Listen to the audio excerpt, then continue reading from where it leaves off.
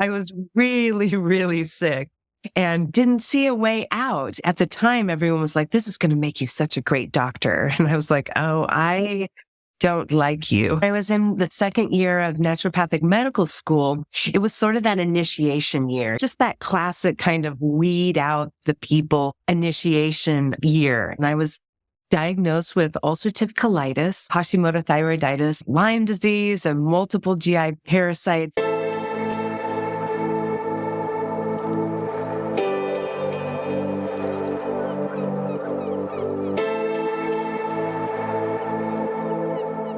I am here with Dr. Katherine Clinton, naturopathic doctor. She is a licensed naturopathic physician with a focus on gut health, autoimmunity, and she is a respected author, speaker, and pediatric health advocate. And we are here today to talk more about quantum health and circadian biology. And this is a topic which I'm so passionate about because it literally changed my life.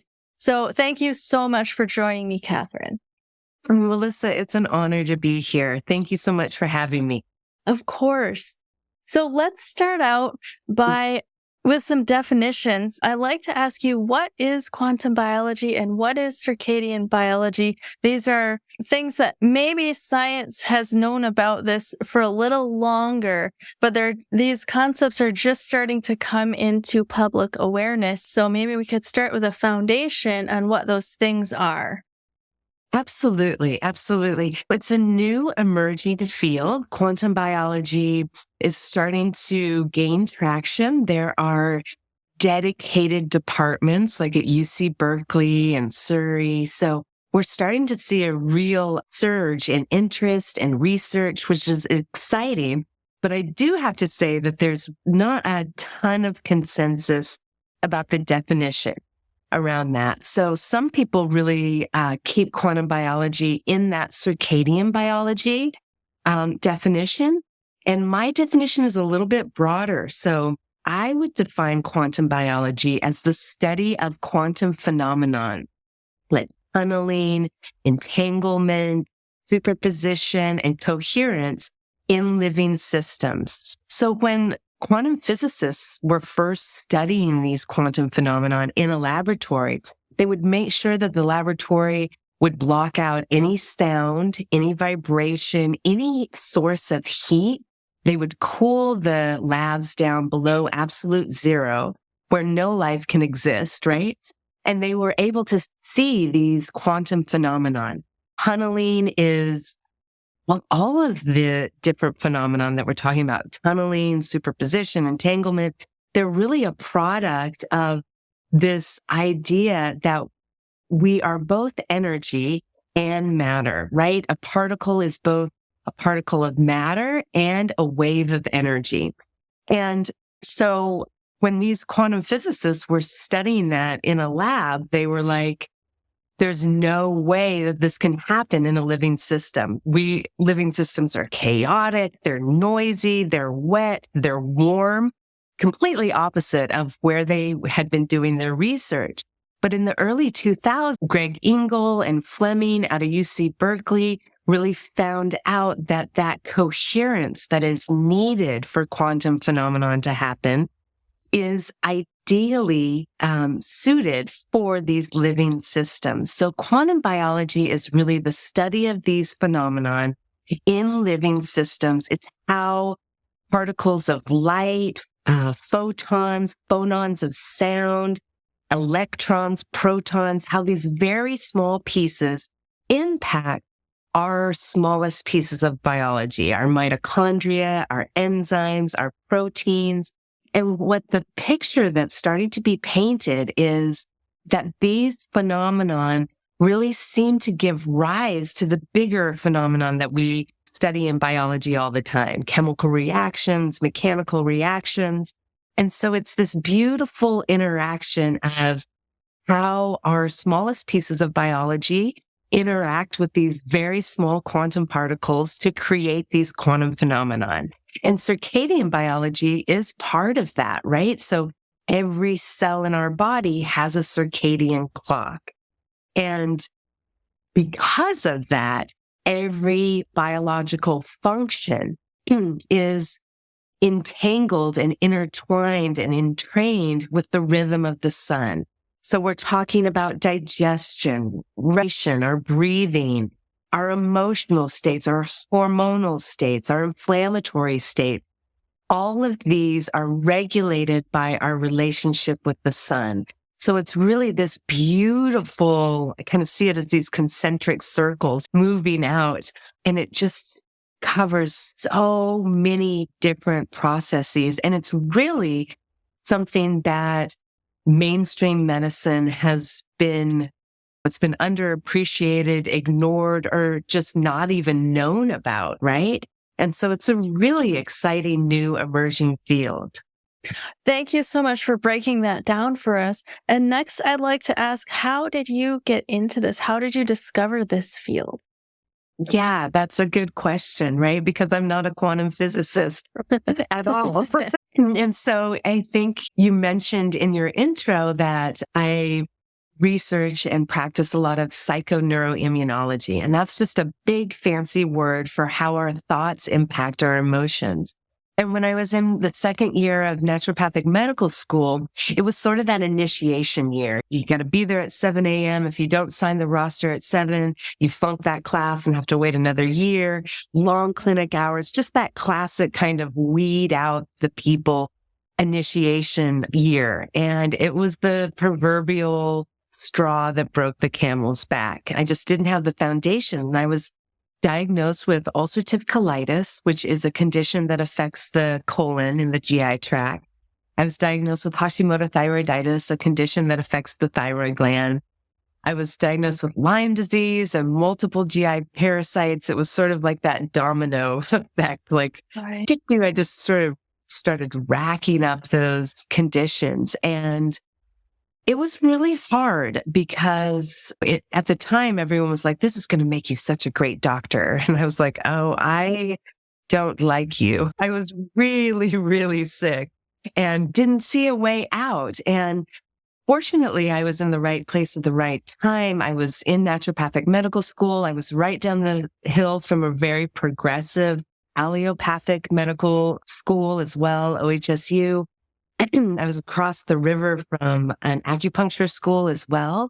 And so I had all of these tools at my fingertips, and I was able to kind of piece my physical health back together to a place where I could be productive again. I could go to school. I could see patients in the clinic, but there was definitely something missing. And that's when a mentor of mine, Dr. Sacha Ambrose, she really pushed me to look at psychoneuroimmunology, or how our thoughts impact our biology.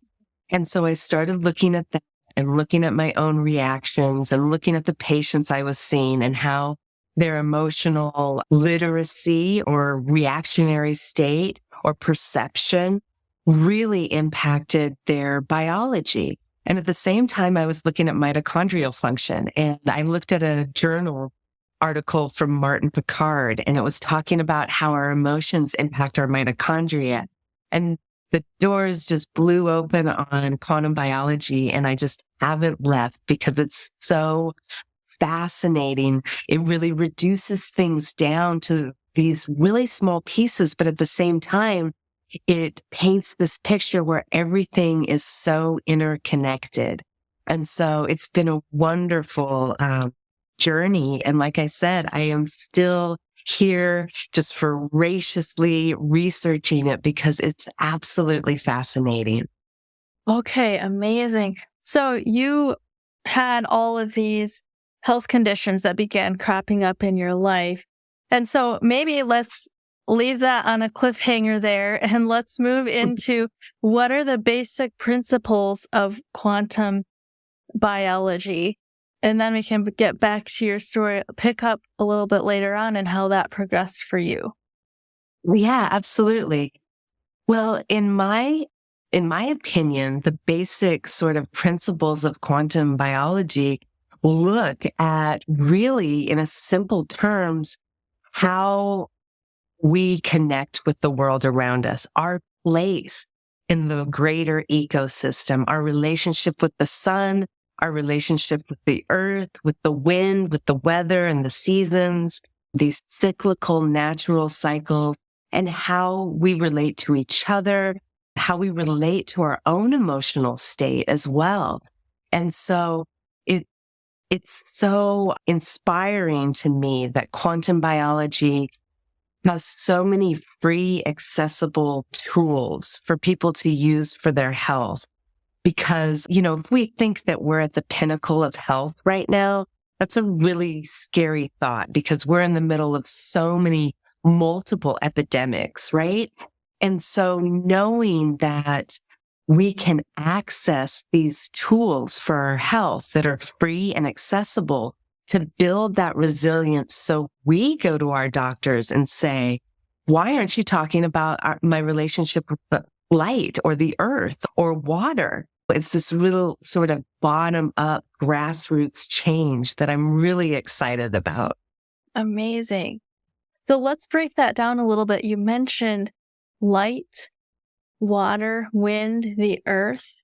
So maybe we could start with light and what our relationship with light is supposed to be as opposed to what it has become in our modern world. Absolutely. Absolutely. So when we are looking at quantum biology and the things that really build our health, modern life is a huge obstacle to that, right? We're not meant to live inside. Of course, we're meant to have shelter, but we're not meant to be inside all the time. And so our relationship with light has really become distorted. And when we look from a quantum biological perspective, we see that the rise and setting of the sun throughout the day offers so many different pieces to our biological function. So getting outside in that AM sun, getting daylight throughout the day and seeing that sunset set at night and lowering the lights accordingly at that time has such a foundational impact on our biology. It sets up our hormonal cascade for the day, dopamine and serotonin and cortisol. And serotonin later, when the sun goes down, is transformed into melatonin, our rest and repair and get rid of all the cells that aren't working as part of the collective. So it's this beautiful relationship that we're meant to have with the sun that so many of us don't have, right? And so looking at that, we really have to assess what is our light environment? How are we connecting with the natural sun? And how are we protecting ourselves from all of this artificial lighting that we're inundated with in modern day life? Right. Okay. So what would you say is the next important thing after getting our light environment right? I think, light environment. And the next thing I talk with people about is, and it sounds funny, but maintaining our electrical charge. Okay. So our relationship with the earth, right? So all of these cosmic rays are hitting our ionosphere way up in the atmosphere. And they're transformed into a form of energy that comes down in lightning and maintains this vast negative charge of the earth. They're actually free electrons floating on the surface of the earth. And earthing or grounding is such a beautiful practice to utilize this energy. When we think about it, which we don't often do, the maintenance of a cell membrane's electrical charge, a mitochondria's electrical charge, an organ's electrical charge is directly associated with health or disease, right? So if we lower that charge, we see illness and disease. If we maintain that charge, we see vitality and health. And one of the easiest ways to maintain that charge is to come in contact with the earth, with our bare hands, our bare feet, our bare body, and it's almost like a good analogy that I say to people all the time is the earth is the socket and we are the plug, right? We just have to make sure that we're making that connection. Our fascial network of connective tissue that spans throughout the body readily accepts those electrons and then shunts them to wherever they need to be to maintain that electrical charge in the body. It's a beautifully intelligent system. Okay, so this is something that I've known ever since I was a child. I was always the kid that would be trying to go outside barefoot and feeling like I have to be connected to nature. It's not good enough to go look at a beautiful waterfall. I have to physically touch it so I can take in that energy. And I think a lot of people are probably intuitive to this, but our societies kind of just trains us to put your shoes on and just don't go out and get dirty and get all wet and stuff like that. And Yes. so in a way, we have to rewild ourselves. Yes, absolutely. Beautifully put. And also, I think that's one of the things that really excites me about quantum biology as well, is that there's this full circle, right? Our society is so used to like, well, if it's true, we'll see it under a microscope or in a peer-reviewed research study, right? And now quantum biology kind of brings that full circle where we're validating some of these ancient indigenous healing traditions that we've always known about. We've intuitively felt that, just like you felt as a child, right? And now we actually have this merging of the two, and we're able to really validate what modern science had cast aside. Right. Okay, so I'm going to share a little story with you. I haven't really shared this because it just sounds so weird and out there. But my husband and I were looking for a house. We just recently moved to Michigan, and we lived in Montana before, where it was going to be really hard for us to get a house outside of the city because of the snow drifts in the winter. So we moved back to Michigan, and part of our plan was we're going to get a house outside the city, out in the country, where we can connect with nature and have some space. And as we're house hunting, we happen upon this house, which is the one we're living in now. And I get outside of the car, and as soon as I open the door, I know this is the one because I feel this energy. And I couldn't have described to you what it is. But now that we've been here through the spring and into the summer, there is so much vegetation here. There have been flowers since April. There's growing things and animals and birds everywhere. And so now I'm wondering, was I feeling like, what was it that I felt? Because the energy here is so overpowering that I just feel myself healing in a way that I've never been able to before. Yeah, I think you nailed it, right? It is palpable energy from the flowers, from the animal. I mean, it all works in such beautiful concert. And so if we were to look at health and all of these things on the level of frequency, right? What is the frequency being put out by wild land, right? Natural land. What's the frequency of the animals, the birds and the bees and the insects, and the literal frequencies of their songs and the beats of their wings? Right. We see that is a palpable energy that has a direct impact on our biology. And when we are talking about it in a quantum biological perspective, we see that it actually has such a beautiful impact on the body. It's able to structure the biological water within us. It's able to have an impact on the way our proteins fold and the way our cells communicate. I got some goosebumps when you were describing that, because we are, like you said, so often taught to repress that and to not feel that and to completely ignore that. So kudos for you for sharing that and for feeling it and leaning into that, because that is a real thing that we are now recognizing in science as a profound impact on our health and our mood and our biology overall. Wonderful. Thank you so much for that feedback. And now I'd like to ask you, were you able to reverse those health conditions using quantum health principles? And if so, what steps did you take? Absolutely. Absolutely. And so, yes, I was able to reverse those. And the steps, to be honest, it was a journey, right? So before I was really looking at quantum biology, I really did have access as a student in a naturopathic medical school. I had access to all of the herbs, hydrotherapy, and craniosacral and Reiki and all these different things. The mentor that really helped me, Sacha Ambrose, she was an acupuncturist and a Chinese medicine practitioner, as well as a naturopathic physician.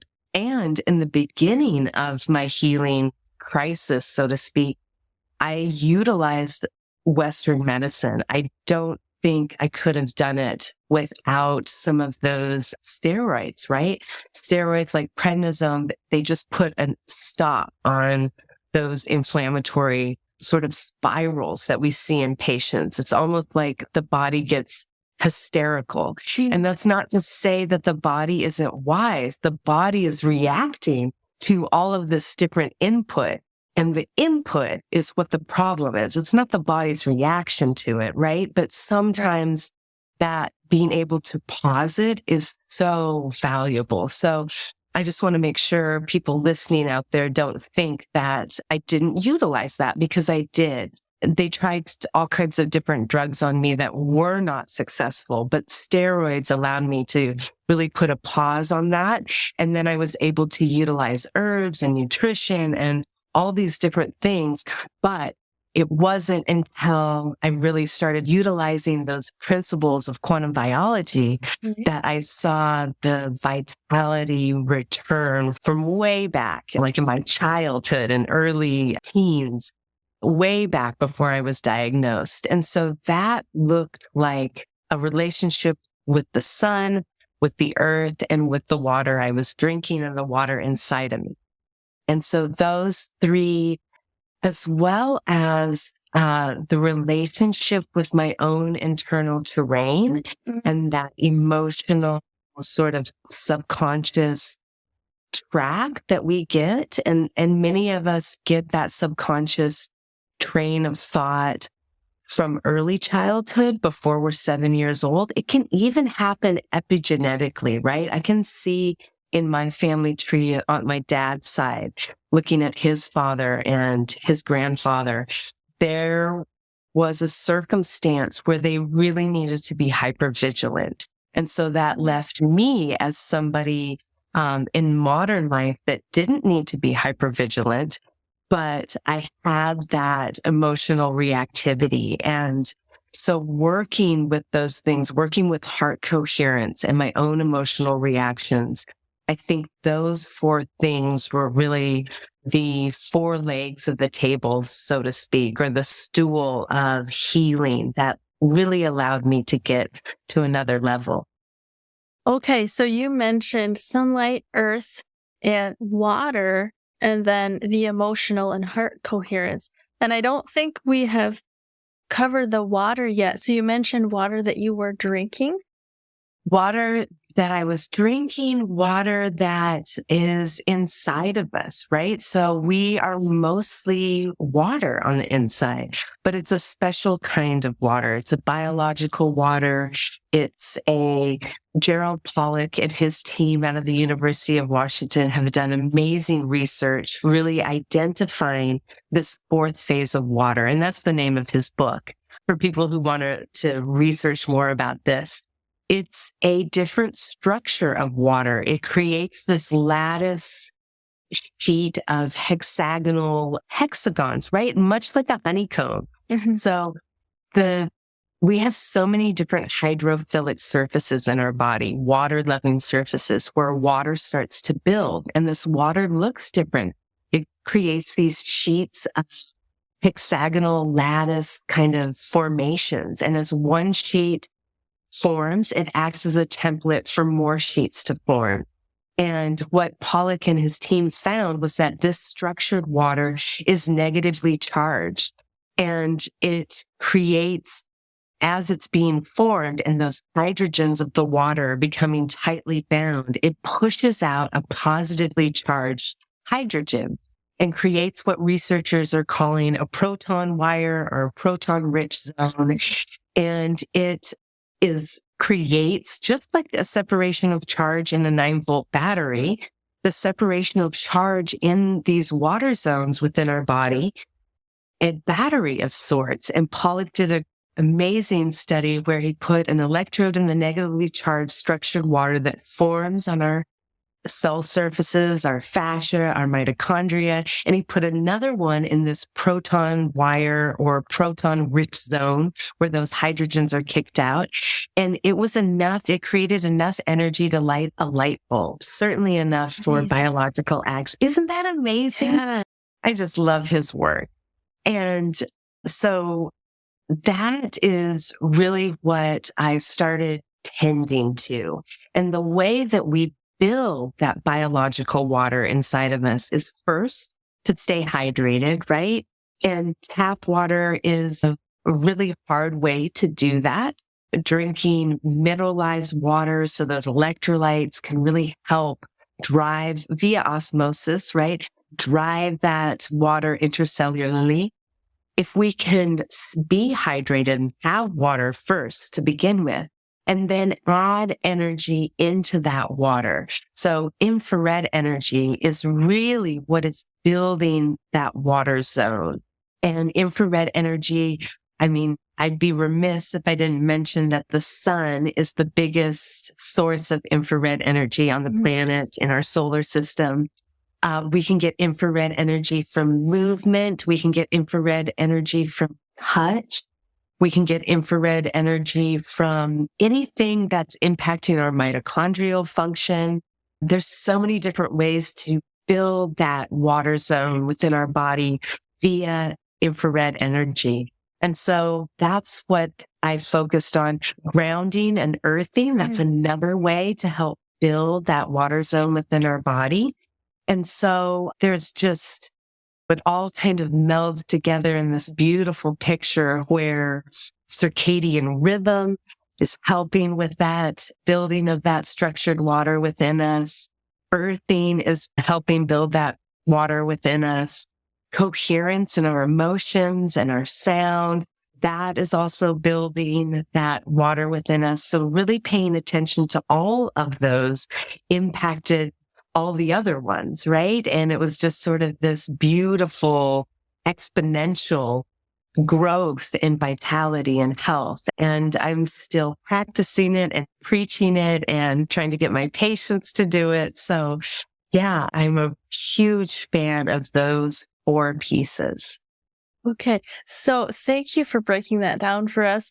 So ideally, humans evolved surrounded by nature, right? In close contact with nature. Now we live lives that are really cut off from nature. And so somebody listening, maybe they're feeling a bit overwhelmed, like maybe they work on a computer all day. Maybe it's really hard to get outside. Maybe this is all new information. So practically speaking, how can somebody start to incorporate these things into their life in a way that it's going to have a big enough of an impact to overpower all the technology that we're surrounded by and the non-natural light that we're exposed to? Yeah, that's perfect. Non-natural light is absolutely, artificial light is exactly what you call it. And so I think like some really practical things that people can start with are, first of all, syncing or aligning with the sun and the rhythm of the sun, making sure that you get AM sun. And starting out, I tell people sunlight, and it's so varied on the season and the location you're at. But usually before 10 a.m., you're getting a different spectrum than you get during the daylight hours. You're getting some of that red light that sort of prepares your body to receive all the benefits of that daylight sun. So making sure you're syncing with the rhythm of the sun and getting out in that AM sun. If you can see sunset, that's just like winning the lottery, right? Getting some of that daylight sun. And I'm not talking about laying out and baking in the sun. It doesn't have to be long at all. And in fact, we don't want to have damage from the sun. We don't want to get a sunburn. So this isn't something that you need to be on vacation to do.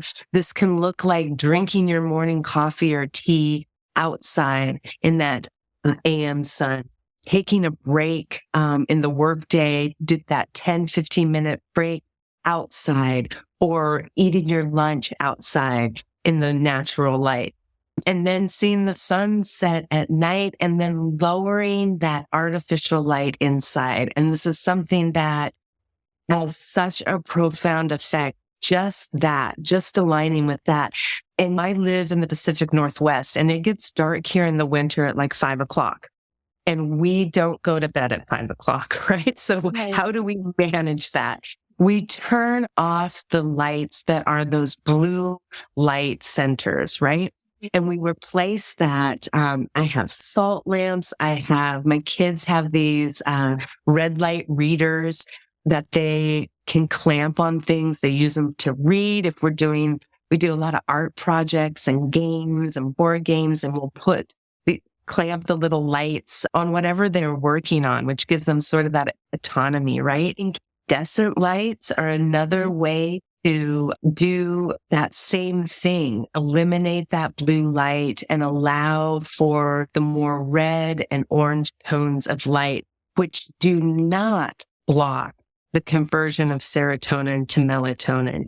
If we have that blue light at night after the sun goes down, it blocks that conversion to melatonin. And melatonin is what helps us sleep, but it also is what is cueing our body to clean up all of those cells that need to be cleaned up, all those cancerous cells, those dysfunctional cells.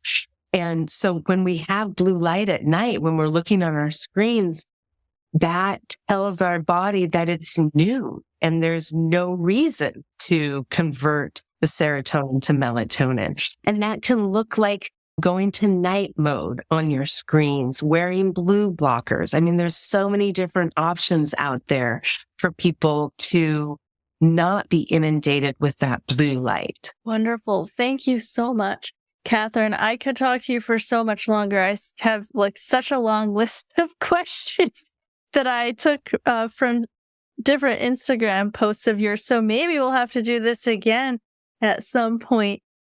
But I would like to give you a chance to share with the viewers where they can find you. Anything that you want them to know about. Absolutely. I am Dr. Katherine Clinton, and that's where you can find me everywhere. I didn't get creative with it. My website is drkatherineclinton.com. I'm Dr. Katherine Clinton on Instagram and Facebook and YouTube, and I love sharing this information. I really do feel like quantum biology offers us so many different free, accessible tools that we can use to sort of build our health up and create that change we so desperately need in healthcare. So find me at one of those places and we can continue this conversation. And Melissa, thank you so much for having me on today. Of course. Thank you so much for agreeing to do this. And thank you again for the work that you're doing. Well, thank you. Thank you so much. Thank you for watching and listening. Your views, likes, comments, and shares truly make the biggest difference in supporting this channel. Don't forget to check the show notes for all the links to today's guest, as well as my links. You'll find me on social media at Love Covered Life, my website, lovecoveredlife.com, and the Be a Guest link for anybody who would like to be a guest on the channel. I have great news. Love Covered Life podcast is coming available on audio podcast. You can find it wherever you listen to your audio podcasts.